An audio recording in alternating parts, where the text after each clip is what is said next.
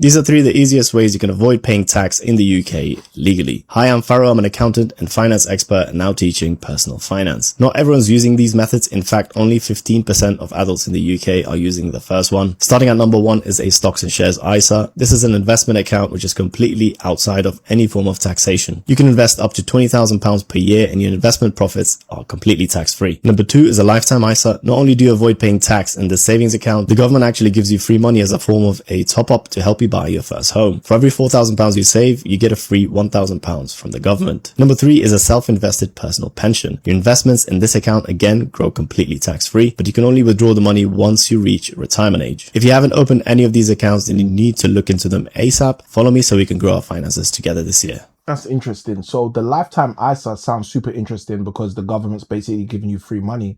But he mentioned that none of these, or he mentioned that the second one, which I believe is the lifetime ISA, has no tax associated with it whatsoever, which is super interesting because obviously people are already taxed on their income when they make it. So that's actually super interesting. I would encourage every single person to go check out all of the specific mechanisms that were mentioned inside of this video. Those of you who watch my content, you know I'm not big on saving at all. So please have an agenda for what your wealth is going towards. But if, for example, you are getting an extra £1,000 for every £4,000 you put into one of those accounts, and you're also getting paid in one of the other accounts in order to actually buy a home, I think these are vehicles that are worth utilizing to the degree that you can utilize them to produce whatever you are intending to produce. So shout out to the creator. As I usually do, link to the creator is in the description of the video. Take advantage of what's being shared in this video and utilize it to move further faster in your future.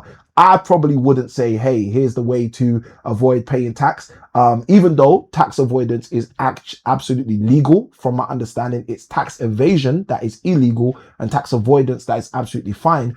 But I would say regardless of whether it's avoiding tax or not, these mechanisms that were shared in this video are just good mechanisms to utilize if you can get them being utilized. And when I say get them being utilized, what I mean is there are so many accounts, so many bank accounts, so many ISA accounts where they're created for you to get certain benefits. But if you don't pull the trigger in the right way, you don't get those benefits. And then you say, oh, I didn't benefit, right? But actually the reality is you didn't do what needed to be done. So for example, in the case that was given just there, if you aren't actually saving the 4,000, you probably won't be able to expect the 1,000. So let me know in the comments below what your thoughts are on this. Do you have a lifetime ISA or any of these ISAs, and are you taking advantage of these advantages? Because if you are taking advantage of these advantages, I'd love to know how you're finding them. Have you found them to be beneficial? Have you used them to buy a house? Have you used them to do other things that are being shared here are benefits of using them? Because one of the things I've found in my life is things are only as beneficial as we utilize them for. Because it's all fair and well saying, you know what, there's a lifetime ISA. Hey, you know what, there's a stocks and share ISA. But if you don't use the stocks and shares ISA to trade stocks and shares and make a profit, for example, then what's the point of having the stocks and shares ISA? Is it just to shelter the few £1,000s you're putting into it every month or every year? And if the answer to that is yes, then obviously you can put that few £1,000s into something else, which could actually produce a return for you. And then the question is, well, why didn't I invest in that? Because what we now get into is this concept, which is called the time value of your money. Because whilst your money is spending time in one particular camp, i.e. a stocks and shares ISA, not necessarily being traded, maybe because you don't know what stocks to put it into, what shares to put it into, you don't have an investment appetite like that, you haven't learned how to invest in stocks and shares, then the money's just sitting there and potentially it's not growing in any way, shape or form. Whereas the same money in something else, maybe like a property asset, a property opportunity, there, let's say rent to rent, for example, for those of you who don't know what rent to rent is, that's when you rent a property legally from a landlord and you give them the awareness of what you're going to do with the property, and then you structure the property in order to rent it out to someone else or other people in another way, which is more financially lucrative. So you can do that through means rent to rent service accommodation. So you're renting it off the landlord as a single family home, but you're renting it out using service accommodation methodology. By service accommodation, we mean you're putting it on Airbnb or booking.com or one of those platforms, right? And as you're doing short stays rents in the house, as long as everything adds up, you're making way more money than the money you need to pay the landlord every single month. Okay. So that's a structure, that's a strategy which you can jump into for sub £5,000, less than £5,000. So if you've got the same £5,000 in the stocks and shares ISA, generating you no returns, which are tax-free because of the fact that you don't know what stocks or shares to pick, or you're now putting the same £5,000 into a rent-to-rent opportunity, which is generating you a 214% return on investment, or let's be casual and nice, 100% return on investment, 175% return on investment, whatever the numbers are,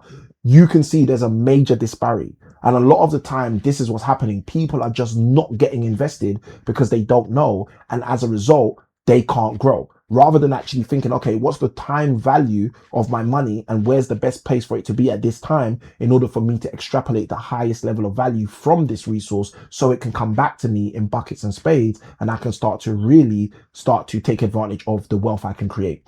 So this is a lot of the time the challenges we have. We are living in a generation where our school system is not educating people on wealth creation. And as I often say, you can't use school tactics to achieve non-school outcomes. One of the biggest outcomes I see people want to acquire is the outcome of financial freedom. But financial freedom isn't talked about in school. Financial freedom isn't taught in school. Financial freedom isn't something that is a school-based outcome. So if it's not a school-based outcome, we can't expect our school-based tactics that we've been given to actually work for producing that outcome. So you might be thinking, Samuel, well, what are these school-based tactics? Well, one of the school-based tactics is savings. This is where we learn about savings. Yes, some of us learn about savings from our parents, but we learn about savings from our parents because our parents learn about savings from school or proverbial school, right?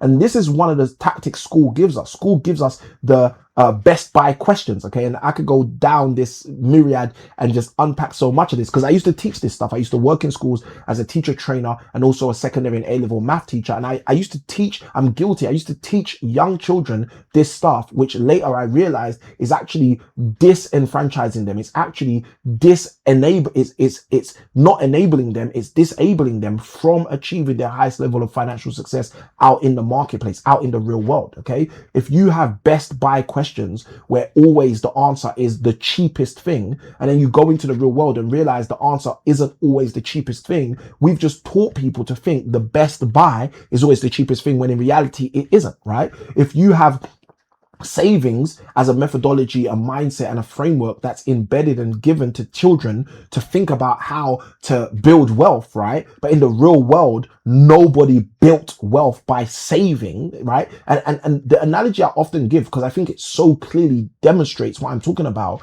If saving was such a great idea, when you save your money in a bank, the first thing the bank will do the moment you save your money in the bank is they'd say thank you.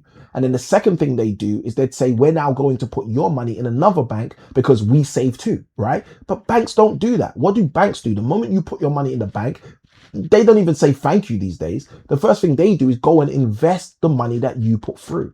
So that's a clue, right? In the book Compound Effect, written by Darren Hardy, it says success leaves clues, okay? Jim Rohn, the late great business philosopher, would often say success leaves clues. And if you understand that success leaves clues, what are the clues that have been left for me and you? One of the clues is banks don't save the money you save. So that's an indication that something here is not going accurate, right? If I'm saving my money, but the place I'm saving my money doesn't think saving money is such a great idea that they save my money, then what's really going on? Well, we can see what's going on. By the clues, the bank leaves. What does the bank do? The bank invests your money. It borrows your money to other people so that they can go and get mortgages. It borrows your money into markets, right? So people can build businesses. It invests in other stuff. And it's through those investments that the bank is paid back your money plus interest. And whilst your bank is getting 20%, 40%, 8%, right? APRs, if you go look at credit cards, etc. Whilst the bank is getting those kind of interest rates, the bank's giving you a 0.01% interest. And most people are saying, oh, thank you so much, bank. You gave me my 1p at the end of the year, but not realizing how much money the bank is making off of your money up in here.